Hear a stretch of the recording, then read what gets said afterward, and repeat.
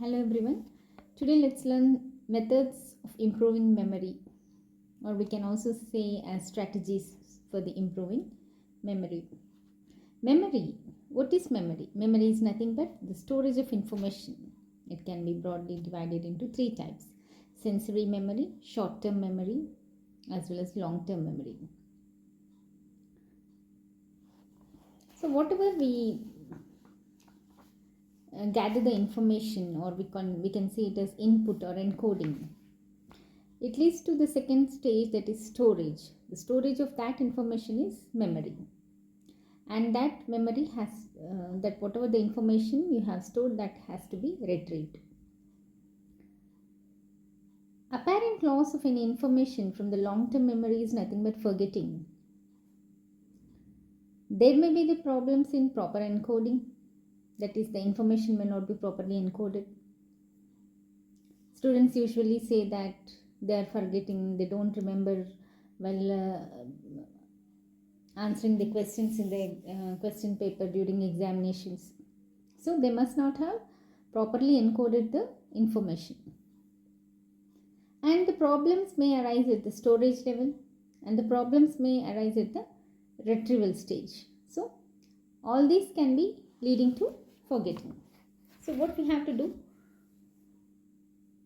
for not forgetting whatever the information we have put into, we have to improve our memory. We have to find some methods how to improve our memory, how to store the information in a solid way so that it doesn't slip from our brain.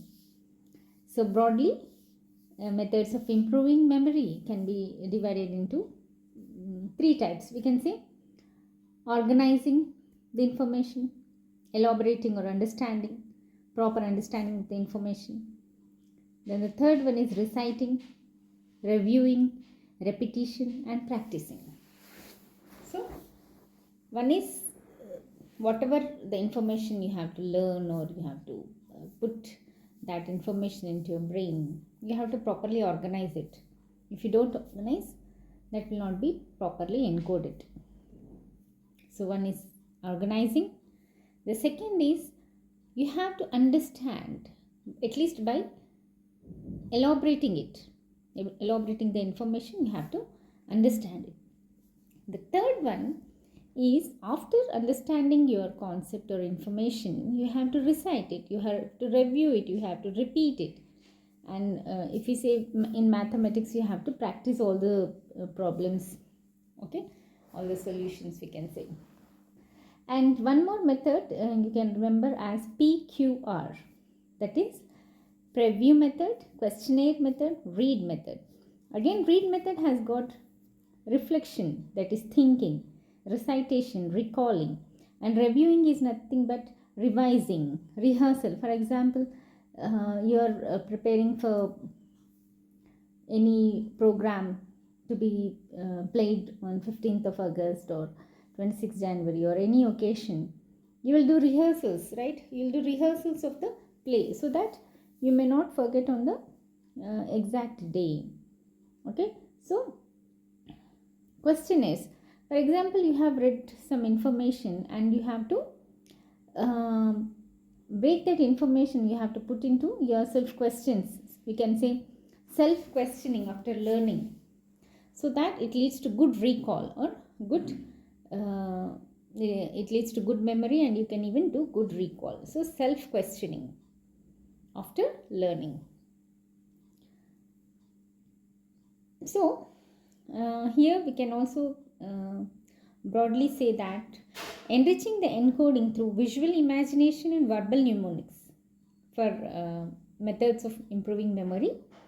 In again, visual imagination has got three methods: link method, loci method, and keyword method. Link method, loci method, and keyword method, these are visual imagination. Whatever you are learning about the information, you have to do a visual imagination so that you can properly retrieve it. And then verbal mnemonics like acrostics, acronyms, rhymes, and narrating the stories, and cluster method. Cluster method is like categorization, we can say. You have to, for example, there are 12 items to be remembered. You can break into 3 clusters of 4 each. 4 into 3, 12. Okay, so that is clustering method. Now there is a process called elaboration rehearsal. What is elaboration rehearsal? That is nothing but deeper understanding without by hurting the concept. Okay, engaging in the deep processing of the information is nothing but elaborative rehearsal. That is, you have to undergo the deeper understanding of that particular concept without by hurting. That is, that gives you good recall whenever needed during examinations for the students, etc. And next comes scheduling the material into parts. That is, we say distributive practice. Learning with intervals to avoid fatigue. Whatever the concept, you have to divide it into parts, and also you have to learn by giving some intervals. Continuously from morning to evening you are learning means again it develops fatigue. It may also develop to the physical and mental fatigue. So you have to learn with intervals, but there should be minimum interference between learning and recall. What does that mean? A small gap. For example, today you have learnt a paragraph, learnt a concept, and you have to recall it by the evening, or at least you have to recall it by tomorrow. Today you have learnt and you haven't recalled after from 4 to 5 days, means you are not going to remember that concept. So this is minimum interference. That is, you have to give only small gap between learning and recall. Organizing the material properly, self-questioning, relearning and overlearning for long-term memory. That is, thinking provides broader framework of learning which leads to better understanding and good retention. So here we can say deeper processing leads to deeper understanding. Deeper understanding gives proper retention, and which is nothing but proper memory. Thank you.